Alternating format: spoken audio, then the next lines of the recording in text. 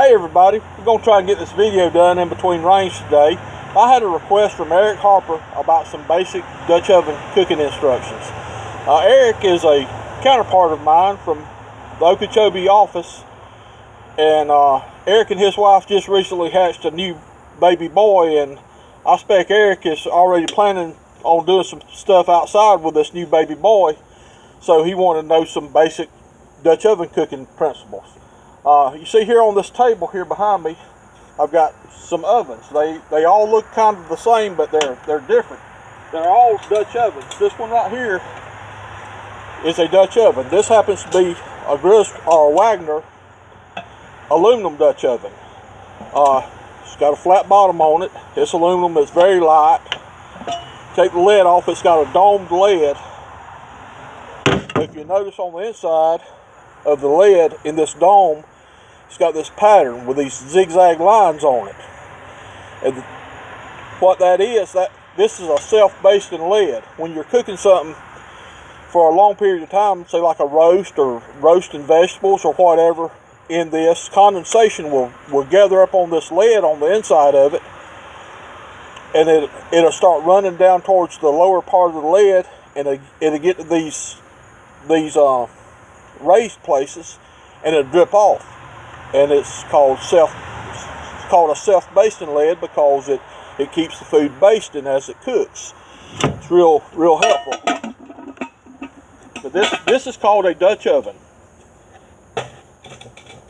This right here, this is a cast iron one. It's a lot heavier. I can't handle it quite as easily. It's got the same type lid basically, but it's got these little knobs on here. Same thing. This is a self-basting lid. When the condensation builds up inside, it'll go to these little stalactites, so to speak, and they'll form drops and drip down on the food and keep it basted. It's also got a flat bottom, very flat. It's called a Dutch oven. Well, this right here, this looks different. This is cast iron as well. It's a little bit heavier. The first noticeable difference is it's got 3 legs on the bottom. The reason for those 3 legs is to where you can set it on a table or on the ground and put coals up under it. We'll take the lid off, and the inside of the lid it's concave, slightly concave, but it don't have anything for self-basting. The top of the lid as well is different. It's got a rimmed edge around the lid. That's for stacking coals. You can see the ash marks on the top. This top here has had coals stacked on it, for baking. But this is also a Dutch oven, what's referred to as a Dutch oven commonly. But what this actually is right here, this is actually a camp Dutch oven. The difference is the rimmed lid and the legs.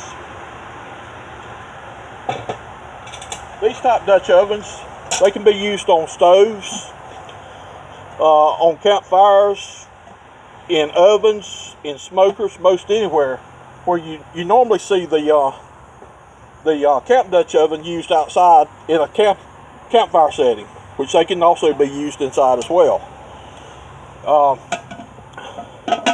This type Dutch oven, in my opinion, is probably the most versatile piece of cooking equipment that you can ever have. It can be used, like I said, on the stove. It can be used in an oven. It can be used outside over a fire. It can be used directly in the coals. It can be used on rocks. It can be used on trivet. It's just very, very versatile. You can do most anything with it. And also, if you wanted to bake something in it, when you bake, you need some heat on the bottom and as well on the top to get rising and browning effect on the top. You can actually take a Dutch oven like this. If you try to put coals on the top to bake like the top of a cobbler or something, of course they're gonna roll off. But there's other ways there's ways of getting around that and alleviating that. I've taken a number 10 fruit can before and cut a section about that far off of one end of it, and set on top, and that allows you to put coals and they'll stay on there where you can bake in an oven like this, or a real popular thing to do, or easy way, is to take what I call front porch swing chain. You know, the small chain, like you can get at any hardware store, Tractor Supply, any place like that. Take a piece of that chain and just lay it around the top of the lid, and that keeps coals from rolling off, and you can actually put coals on.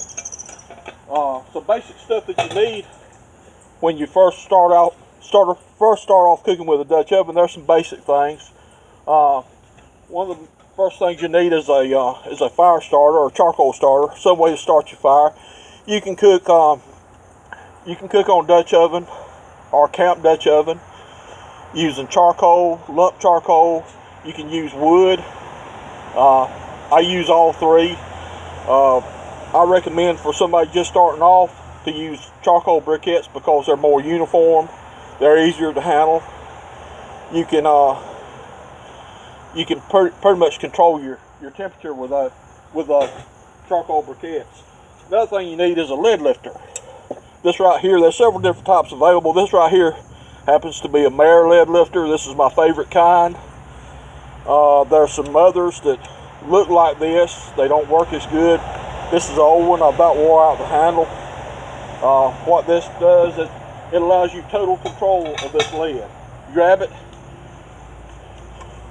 you know, you got total control. You need to shake coals off of it or move it or whatever. You've got total control. Another thing that you need is a pair of tongs, a good pair of fire tongs. I use all kinds of tongs. You need a separate pair for your food and a separate pair for your fire. But when you dump your coals out of your charcoal starter or your chimney starter, you're going to need a way of handling those coals, because you want to put some on the bottom, you want to put some on the top. So you need a good set of tongs that you can place them real well with. There's other things that are not necessary but are good to have. A good pair of gloves. You can buy a pair of Dutch oven gloves. You can go to the Harbor Freight, Tractor Supply, any place like that. You can get a pair of welding gloves. They work real good. One thing that's real handy, it's not a necessity, but I have several of them. See this little table? Looks real short. It's about 18 inches high. It comes up almost to my knee. Don't look like much. You think, well, that table's too short to do anything with. Well, not really. This table's just right. It's time I've got a table sitting here, and I've got a Dutch oven on it, and I've got a lid lifter in my hand. You know, it's just about right. I don't have to bend over. So it's easy on me, it's easy on my back. The older I get, the more important that is. So that's something that's not necessary, but it's real good to have. There's other things as well. There's different kinds of ovens. There's different kinds of lid lifters. There's different kinds of trivets, all different kinds of things. We'll get into some of that stuff later. It's been raining here and it's real hot. It's real humid. I'm about to sweat to death. So I'm gonna go ahead and cut this short. But I'll say one more thing. A lot of people ask me about Dutch oven recipes. You know, they need a recipe to cook in a Dutch oven. You don't need a Dutch oven recipe. All you need is a recipe.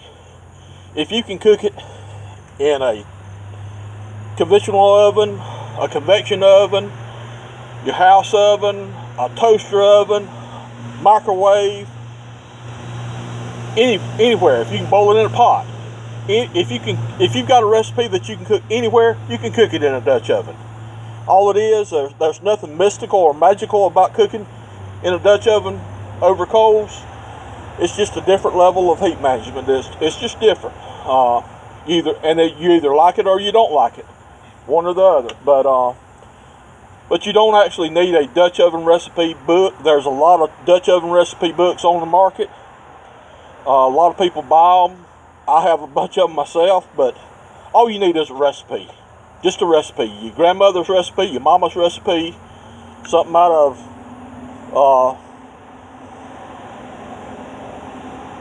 Better Homes and Gardens. You can cook it in a Dutch oven. You name it. So, I'm hot. I'm going to call it quits. Hope y'all enjoy it.